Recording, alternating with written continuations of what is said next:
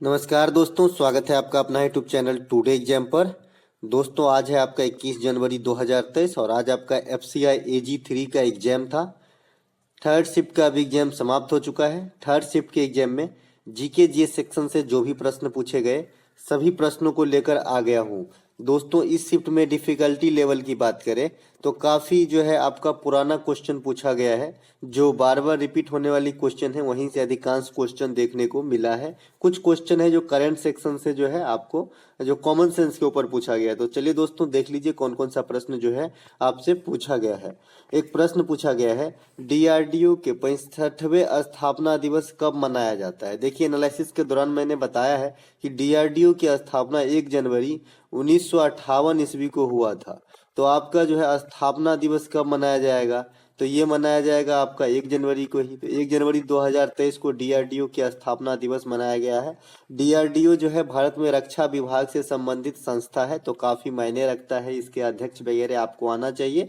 तो इनके जो वर्तमान में अध्यक्ष हैं ये जी समीर बी कामत हैं वर्तमान में। इससे पहले जी सतीश रेड्डी थे, इन्हीं का जो है स्थान लिए हैं आपका कामत साहब। रेड्डी साहब का जो है स्थान लिए कौन, कामत साहब। मुख्यालय कहाँ है, दिल्ली के अंदर। स्थापना कब हुई, 1958 में। ठीक है। अगला एक प्रश्न पूछा गया था, साथ ही साथ आप इसरो के जो वर्तमान अध्यक्ष हैं इनका भी नाम याद रखेंगे, सोमनाथ साहब। ठीक है। सिखों के पहले गुरु कौन थे। देखिए सिखों के पहले गुरु जो है गुरु नानक थे। सिख धर्म के संस्थापक भी इन्हें माना जाता है आपका गुरु नानक साहब को। और इसके बाद सिख धर्म के जो अंतिम व 10वें गुरु जो हुए ये आपका गुरु गोविंद सिंह हुए। अगर आपको सिख धर्म के वास्तविक संस्थापक कहीं पे लिखा नजर आता है तो गुरु गोविंद सिंह का ही नाम लेंगे। अगर एम्फैटिक करके जो है वास्तविक शब्द जोड़ दे तो आपको गुरु गोविंद सिंह मारना है। वैसे नॉर्मल वे में सिख धर्म के संस्थापक गुरु नानक जी है। जो गुरु गोविंद सिंह है ये आपका खालसा पंथ के संस्थापक हैं। ये काफी बार जो है एग्जाम में आपसे पूछा जाता है कि खालसा पंथ की शुरुआत किसने किया, तो गुरु गोविंद सिंह ने 1699 ईस्वी में किया था। ठीक है। इसके अलावा LIC का मुख्यालय कहाँ स्थित, और अभी अभी याद रखेंगे 26 दिसंबर को जो है वीर बाल दिवस मनाने जाने की जो बात कही गई है ये भी सिख धर्म से संबंधित है। ठीक है।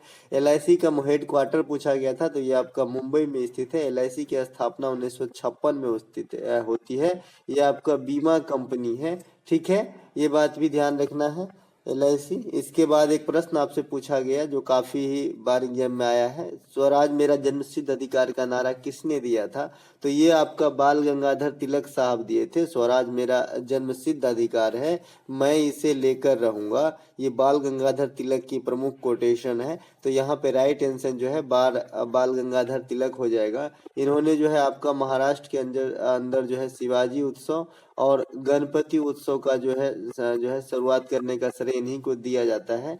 इसके बाद आपका जो है केसरी पत्रिका और केसरी और मराठा ये दोनों पत्रिका इन्होंने ही चलाया था, जिसमें केसरी जो है आपका मराठी भाषा का पत्रिका था और मराठा जो है ये आपका इंग्लिश भाषा का पत्रिका था। तो ये बात भी ध्यान रखेंगे, इन्होंने चलाया था। ठीक है।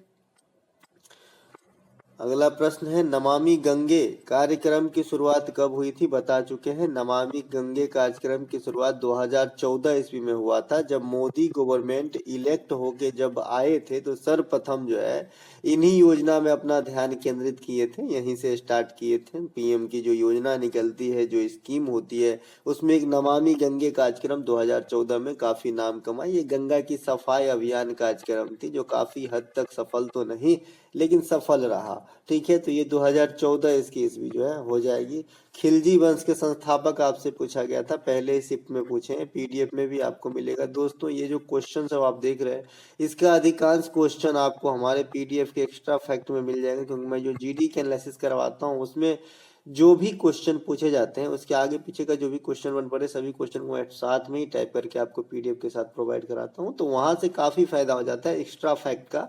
अगर मान लीजिए जो भी मैं इस वीडियो में एक्स्ट्रा फैक्ट दे रहा हूँ, आने वाले एग्जाम में जो अभी आने वाले जो शिफ्ट होगा वहां पर जरूर कुछ ना कुछ टकराएगा, तो यही फायदा हो जाता है आपको जो है एनालिसिस देखने का। कुछ जो है आपके जो गुरुजी लोग हैं आंसर में टिक किए और निकल गए, कुछ तो गूगल शीट पर आ देते हैं, लेकिन मैं ऐसा नहीं करता हूं दोस्तों, जैसा कि आप जानते होंगे मैं आपको ऑथेंटिक आंसर ही दूंगा। साथ ही साथ जो आने वाले शिफ्ट के लिए इंपॉर्टेंट रहोगा इसे इंडिकेट करते भी चलूंगा कि भाई ये जो है आपको ध्यान रखना है। खिलजी वंश के संस्थापक कौन था? तो ये आपका जलालुद्दीन खिलजी है। दिल्ली सल्तनत पे 5 वंशों ने शासन किया था, गुलाम, खिलजी, तुगलक, सैयद और लोदी। ये 5 वंश ने शासन किया था। गुलाम वंश के संस्थापक जो कुतुबुद्दीन ऐबक है, ये आपको ध्यान रहना चाहिए। कुतुबुद्दीन ऐबक को लाख वक्स कहा जाता है। कुतुब मीनार बनाने की नींव इन्होंने ही रखा था। इन्होंने 1206 ईस्वी में गुलाम वंश की स्थापना किए थे। 1210 में इसकी मृत्यु हो जाती है घोड़ा से गिरकर चौकान खेलते समय।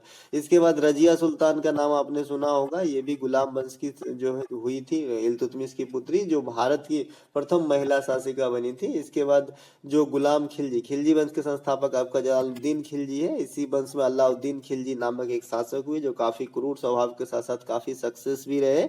ये जो है बाजार नियंत्रण प्रणाली, इससे पहले मैंने बताया था, अपने प्रैक्टिस सेट वाले वीडियो में देख लीजिएगा, वहां पे मैंने जिक्र किया है बाजार नियंत्रण प्रणाली। उसके बाद दक्षिण विजय इन्होंने फतेह किया था। इसके बाद में जो है आपका तुगलक वंश के संस्थापक गयासुद्दीन तुगलक होते हैं और सबसे पहले इंडिया में नहर निर्माण का कार्यक्रम तुगलक वंश के संस्थापक द्वारा ही किया जाता है। उसके बाद फिरोज शाह तुगलक जो है बड़े पैमाने पर नहर निगम निर्माण का कार्यक्रम करवाता है और सिंचाई कर भी लगवाता है। ठीक है, फिरोज शाह तुगलक। इसके बाद खिजर खां सैयद वंश में उतना कुछ खास नहीं। लास्ट में आपका लोधी वंश। लोधी वंश में एक ही चीज याद रखनी, जो पानीपत की प्रथम लड़ाई 1526 में हुई, ये इब्राहिम लोधी और बाबर के बीच में हुई। बाबर जो है जीत हासिल किया था और मुगल वंश का स्थापना किया था और दिल्ली सल्तनत की समाप्ति हो गई थी। तो अगर आपसे कोई पूछे दिल्ली सल्तनत का प्रथम और आखिरी शासक कौन है, तो कुतुबुद्दीन ऐबक और इब्राहिम लोधी। वायुमंडल में सबसे अधिक कौन सा गैस उपस्थित होता है? देखिए ये तो बच्चे वाला सवाल है। वायुमंडल में सबसे अधिक गैस जो है आपका नाइट्रोजन है 78%। सेकेंड स्थान जो है आपका ऑक्सीजन का है 21%। इन दोनों को अगर जोड़े तो 99% हो गया। अब अन्य जो गैस बचते हैं जैसे कार्बन है, जो भी गैस है, कार्बन है, अभी जो भी है बचा हुआ रेस्ट, वो सब 1% के अंदर ही निवास करते हैं। ठीक है, जैसे कार्बन का वैल्यू जो है 0.003% है। तो इससे आप अंदाजा लगा सकते हैं। इसके अलावा अगर ये तो वायुमंडल में पूछा गया था, अगर ब्रह्मांड में सबसे अधिक गैस पूछा जाए तो हाइड्रोजन और हीलियम होगा। ठीक है, ब्रह्मांड एक अलग चीज है, वायुमंडल एक अलग चीज है। वायुमंडल जो हमारे वातावरण के ऊपर जो लेयर है, जो 5 परत में विभाजित है, उसे हम वायुमंडल कहते हैं। ब्रह्मांड जो है अंतरिक्ष की बात हो गई, तो वहां पे हाइड्रोजन तथा हीलियम की जो उपस्थिति होती है। अगर आपसे कोई पूछ ले भाई कि सूर्य जो है ऊर्जा हमें क्यों देता है, तो नाभिकीय संलयन के कारण देता है। ठीक है, संलयन अभिक्रिया वो अभिक्रिया होता है जिसमें 2 छोटे छोटे नाभिक मिलके एक बड़े नाभिक का निर्माण करता है। और विखंडन अभिक्रिया वो होता है जिसमें 2 बड़े बड़े नाभिक टकराकर छोटे छोटे कई नाभिक के निर्माण करते हैं। ठीक है, तो जो परमाणु भट्टी है, जो परमाणु ऊर्जा संयंत्र है, ये सब आपका विखंडन के सिद्धांत पे कार्य करता है। जबकि जो सूर्य है, तारा है, इस सब के अंदर जो है संलयन की प्रक्रिया होती है जिससे हमें ऊर्जा की प्राप्ति होती है। यहाँ पे ये बात इसलिए बताना था क्योंकि जो सूर्य के अंदर संलयन की अभिक्रिया होती है, इसमें हाइड्रोजन और हीलियम ही भाग लेते हैं, खास करके हीलियम। अगला प्रश्न हमारा, सबसे अधिक बार बजट पेश करने का रिकॉर्ड किसने बनाया, या फिर सबसे अधिक बार बजट किसने पेश किया? ये करोड़ों बार आपके एग्जाम में आया हुआ क्वेश्चन है। तो ये है आपका मोरारजी देसाई साहब। मोरारजी देसाई जो है गैर कांग्रेसी प्रधानमंत्री बनने वाले प्रथम शख्स थे, जो पहले जो है जनता पार्टी कहा जाता था बीजेपी को, तो इनका जो है प्रधानमंत्री के रूप में काम किए थे। और मोरारजी देसाई जो है इंडिया के लिए 10 टाइम बजट पेश करके जो है रिकॉर्ड खड़ा किया है। अब तक जो है 10 टाइम किसी ने भी बजट पेश नहीं किया है। अगला एक प्रश्न, प्लासी का युद्ध के विजेता कौन रहा था? देखिए प्लासी का युद्ध जो है और बक्सर का युद्ध है, इसमें मैंने होल आपको दे दिया, प्लासी का, बक्सर का, खानवा का, चंदेरी का, बिलग्राम का, चौसा का, है ना। इसके बाद में आपका बाबर के द्वारा घाघरा का, पानीपत का, तीनों लड़ाई, ये सब मैंने एक अच्छे से आपको दे दिया है पीडीएफ में। आगे काम आपका होता है दोस्तों। ये पीडीएफ आप कहाँ मिलेगा अगर जानना चाह रहे हैं तो ये टुडे एग्जाम करके आपका जो है टेलीग्राम चैनल भी है, आप सर्च करेंगे डायरेक्ट आएगा, या फिर डिस्क्रिप्शन में लिंक भी मिलेगा, तो वहां से आप ऐड हो सकते हैं, जिसमें 1500 से प्लस सब्सक्राइबर वाला जो चैनल है उसमें आप ऐड हो जाएगा। आपको सारा पीडीएफ वहां मिलेगा, एक्स्ट्रा फैक्ट वाली। तो आपके जो भी एग्जाम आते हैं तो इससे जो है ज्यादातर मैक्सिमम क्वेश्चन जो है, अब मैं ये नहीं कहता कि 100% मिलेगा, 100% मिलेगा तो मुझे पकड़ के ले जाएगा एग्जामिनर, है ना, लेकिन उतना नहीं, लेकिन जितना मिलना चाहिए, जितना आपको जो है क्रैश कोर्स के जैसे जितना एक टॉर्क देना चाहिए, उतना जरूर कर दूंगा। तो जरूर जुड़ जाइए। लीजिएगा। प्लासी का युद्ध के विजेता कौन रहा था? तो अंग्रेज रहा था। अंग्रेज में जो कौन, अंग्रेज में आपका रॉबर्ट क्लाइव भाग लिया था 1757 में, और बंगाल के नवाब के बीच में जो है प्लासी का युद्ध हुआ था, इसमें अंग्रेज विजयी रहे थे। उसके बाद में जो है 1764 में आपका बक्सर का युद्ध होता है, जिसमें आपका थॉमस मुनरो और मुगल मुगल शासक, बंगाल के शासक और अवध के नवाब, ये तीनों के कंबाइंड सेना और मुनरो की सेना ने भाग लिया था। फिर भी मुनरो की सेना जो है यहाँ पे जीत गई। इसी के तहत जो है 1765 में जो बंगाल वगैरह की दीवानी सौंपनी पड़ी आपको, किसको? ईस्ट इंडिया कंपनी को। ये इसी हार लॉस का जो है खामियाजा था, तो ये बात भी ध्यान रखेंगे। इसके अलावा एक प्रश्न पूछा गया, जायद फसल क्या होता है? देखिए पहले ही बता रखा हूं मैं, प्रैक्टिस सेट में जो 12 प्रैक्टिस सेट है चैनल पे, उसमें मैंने बताया कि भाई देखिए फसलों को 3 कैडर में हम बाइफरकेट करते हैं। एक तो रबी की फसल, दूसरा खरीफ की फसल, और इन दोनों के बीच में जो समय अंतराल रहता है, इसमें जो भी हम फसल उगा लेते हैं उसे हम जायद फसल कहते हैं। जैसे अभी रबी की फसल का समय चल रहा है, रबी की फसल जो है अभी मतलब तैयार होने होने को है। रबी की फसल जो है 9वें 10वें महीने में बोए जाते हैं और फरवरी मार्च में काटे जाते हैं। उसी प्रकार जो खरीफ की फसल है वो आपका जून जुलाई में बोए जाने के बाद जो है 10वें 11वें महीने में काटे जाते हैं। लेकिन ऐसा कुछ पीरियड आता है कि इस बीच में जो है ना खेत खाली रह जाता है, और इसी समय में जो फसल उगाए जाते हैं उसे जायद का फसल कहते हैं। जैसे अगर आप नदी के किनारे वगैरह जो बालू होता है वहां पे आप एक खेती तरबूज, खरबूज, इन सब का खेती देखते ही होंगे। तो ये ना तो रबी का मौसम होता है, ना ही खरीफ का। ये एक ऐसा मौसम होता है इन दोनों के पीरियड का बीच का समय रहता है, इसे ही इसमें जो फसल उगते हैं उसे जायद का फसल कहते हैं। मास्टर ग्लैंड किसे कहा जाता है? कल ही समझाया लीवर को रिलेट करके कि भाई लीवर जो है मानव शरीर की सबसे बड़ी ग्रंथि है। वहीं पर हमने कहा कि सबसे छोटी ग्रंथि पीयूष ग्रंथि या पित्तरी ग्रंथि या मास्टर ग्रंथि इसे ही कहा जाता है, जो आपका मस्तिष्क में पाया जाता है। कहाँ पे पाया जाता है? मस्तिष्क में, और इसका वजन 0.6 ग्राम ओनली है। तो ये बात भी ध्यान रखेंगे। इसके अलावा मैं आपको बता दूं कि मानव शरीर की सबसे बड़ी मिश्रित ग्रंथि बताया था, तो ये आपका है आपका अग्नाशय। अग्नाशय से ही आपका जो है इंसुलिन नामक जो है हार्मोन निकलता है, जो शरीर में जो है शुगर लेवल को कंट्रोल करता है। इसके कमी से जो है मधुमेह रोग होती है। आपसे ये भी पूछा जाता है कि इंसुलिन की खोजकर्ता कौन थे? तो भाई बेस्टा और बेंटिंग जो है इंसुलिन के खोजकर्ता थे।